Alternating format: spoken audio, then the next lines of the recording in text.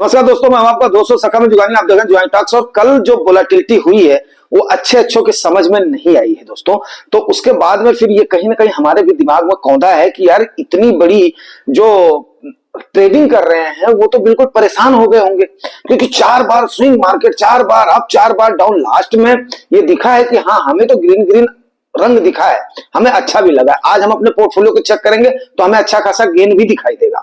लेकिन कहीं नहीं, चिंता का सबक था कि मार्केट में हुआ क्या है। तो मार्केट में हुआ क्या है, एक आशंका है कि जो कि मतलब जो है उसको मैं आपको जरूर उसको खोलूंगा, क्योंकि काफी उसके बाद में वो जो मालूम चला है, तो भी आपको जानना जरूरी होना चाहिए कि ऐसा भी होता है। बिकॉज क्या है, मार्केट इन्फॉर्मेशन के ऊपर चलती है, प्रोबेबिलिटीज के ऊपर चलती है, संभावना के ऊपर चलती है। उसके बाद में देखेंगे कि आज मार्केट में होने की प्रोबेबिलिटीज क्या क्या है और क्या हो सकता है। लास्ट में देखेंगे म्यूचुअल फंड इन्वेस्टर्स ने इस समय क्या करना चाहिए, क्योंकि हमारा सबब जो होता है वो हम लोग म्यूचुअल फंड के थ्रू ही निवेश करते हैं।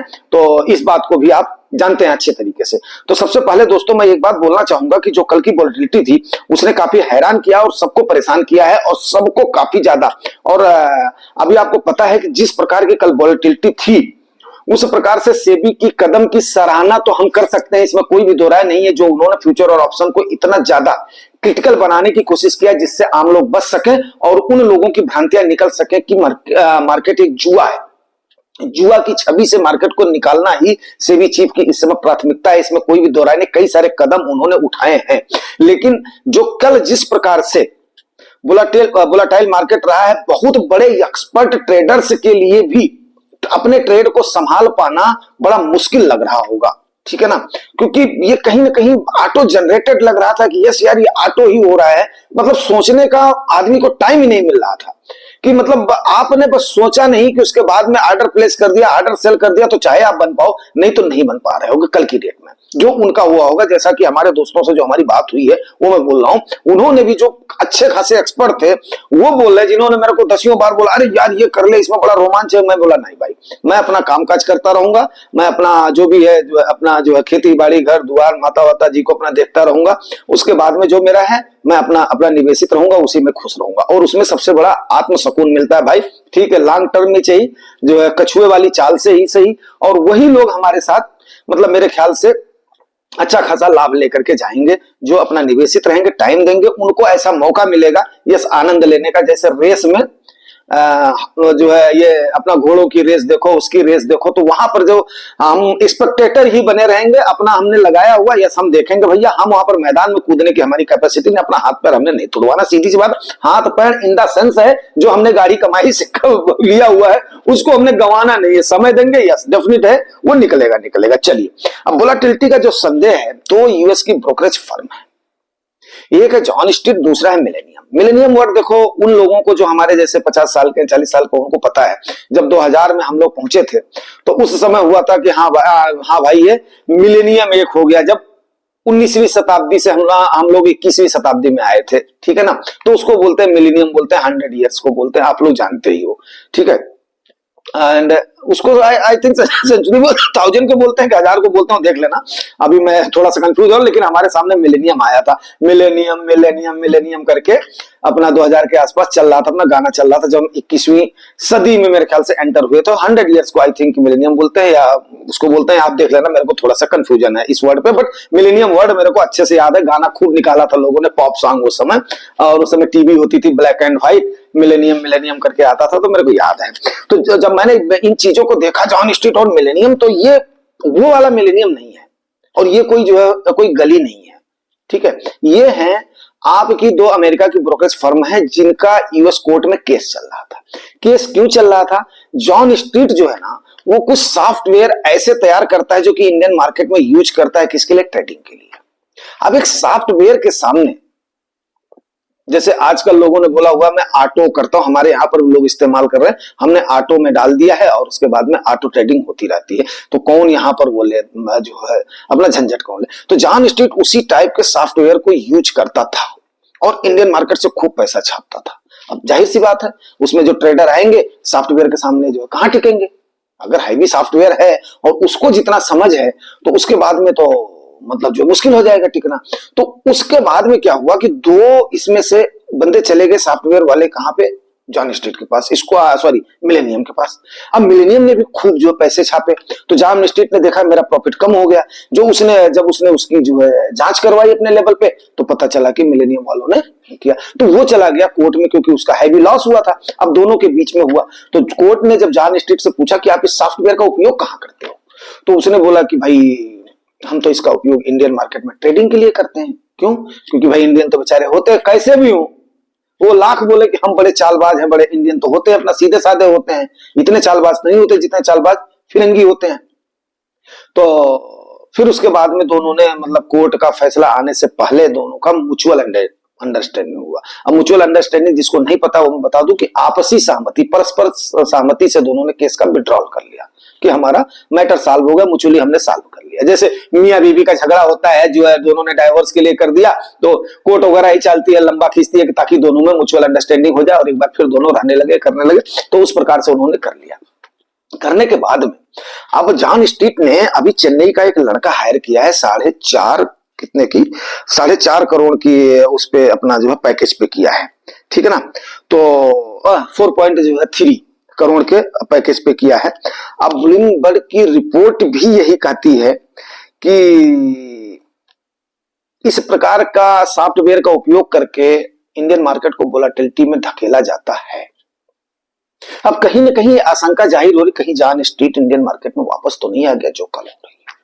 अगर इस प्रकार से जॉन स्ट्रीट वापस आई है, इस प्रकार से सॉफ्टवेयर का उपयोग हो रहा है, तो आप समझिए कि बहुत लोग अब, क्योंकि रिटेलर्स के लिए या छोटे लोगों, रिटेलर्स तो नहीं कह सकता, रिटेलर्स तो हम लोग हैं, छोटे लोगों के लिए जो ट्रेड है, जिनके पास थोड़ा हैवी पैसा है आज के टाइम पर, क्योंकि लॉट साइज बहुत बड़ा हो गया है। लॉट साइज जो लोग नहीं समझेंगे वो थोड़ा सा देख लेना।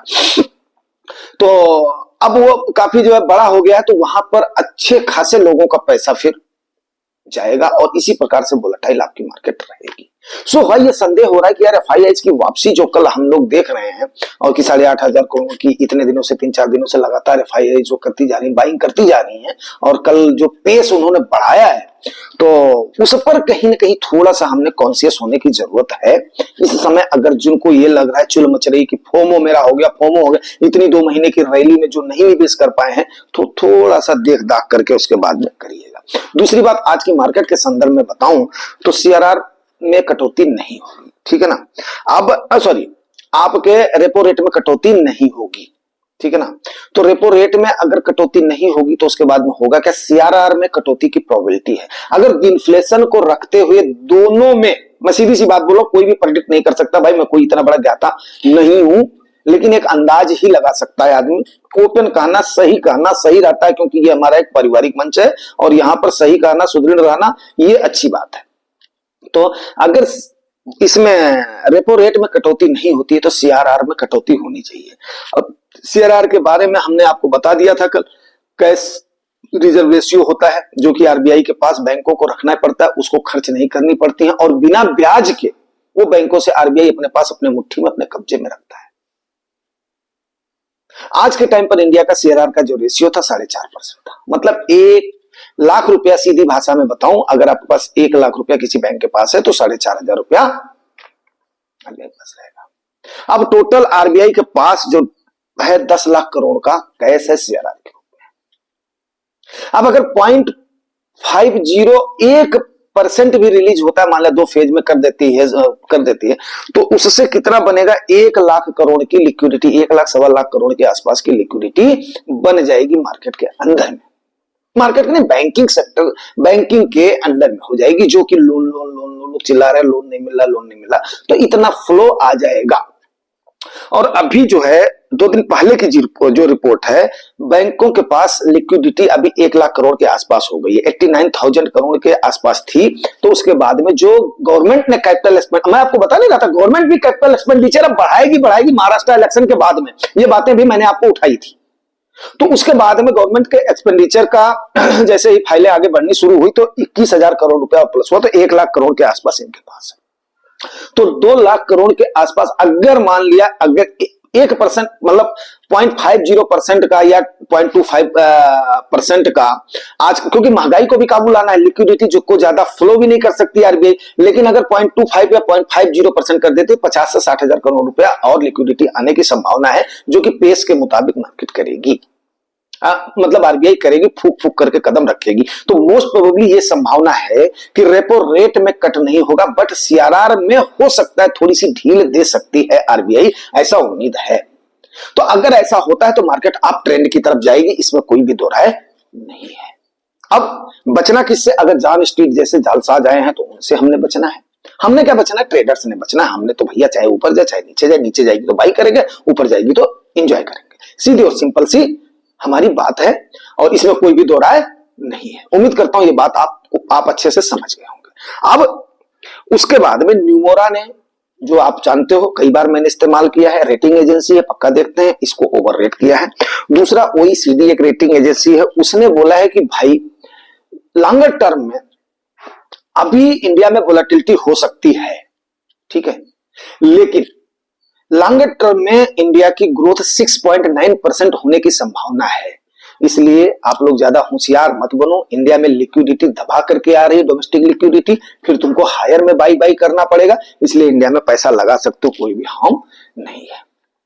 अब म्यूचुअल फंड इन्वेस्टर्स ने क्या करना? भैया देखो, म्यूचुअल फंड इन्वेस्टर ने सीधी सी बात है, खूब सारी कॉल आपको दी गई है, खूब सारा मौका मिला आपको निवेश करने का, जितनी जिसके पास चुल थी आप अपना मिटा चुके होगे। अब शांति से उसके बाद में देखो, ट्रेडर्स का धमाका देखो, एफआईआई का धमाका देखो, इनका धमाका देखो। और मैं हमेशा एक शब्द इस्तेमाल करता हूं, मार्केट हमेशा निवेश का मौका देती है, तो अब दूसरे मौके की हम लोग तलाश में रहेंगे। अभी 2 महीने से यस सर की घंटी बज गई है भाई मेरे, आप लोगों को समझा समझा के, इसलिए छोटा भाई मानो बड़ा भाई मानो, अब शांति से बैठे रहो। हाँ, लेकिन ऐसे भी शांति से नहीं बैठना है, एसआईपी को कभी नहीं रोकना है, एसआईपी रूट को रखो। अगर और भी ज्यादा आपके पास पैसा आ ही गया है तो जैसे ही थोड़ा सा डिप होती है उस समय करो, बिना डिप के बाई नहीं करना, राइज को देख करके बाई नहीं करना। कभी भी मार्केट में म्यूचुअल फंड इन्वेस्टर्स को राइज देख करके लमसम नहीं करना है। जिस प्रकार की कल की वोलेटिलिटी रही है उसमें अगर करोगे तो कुछ दिन के लिए फंसोगे। मेन बात क्या, कुछ दिन के लिए फंसोगे, कटोगे तो नहीं लेकिन फंसोगे, क्योंकि आपका फंड मैनेजर तो आपको टाइम दोगे तो संभाल लेगा, लेकिन बाद में वही होगा, जैसे ही थोड़ा सा होगा, अरे बाप रे बाप मेरा इतना नुकसान हो गया, दिल की धड़कन बढ़ेगी, फिर उसके बाद में 2-1 बार करो कमेंट करोगे, फिर उसके बाद में मेरे से ही बोल करके भैया मैं तो जा रहा हूं। तो भैया मेरे, इन चीजों को अगर आप फॉलो करोगे तो डेफिनेट टाइम दोगे तो मार्केट आपको रिवार्ड जरूर करेगी, कोई भी इसमें दो राय नहीं है। और देखते हैं आज क्या उठा पटक मस्ती है, मैंने आपको बता दिया है। ये जो सिनेरियोज होने वाले हैं मोस्ट प्रोबेबली, तो इसको मैं फटाफट करके अपलोड करता हूं। Thank you very much.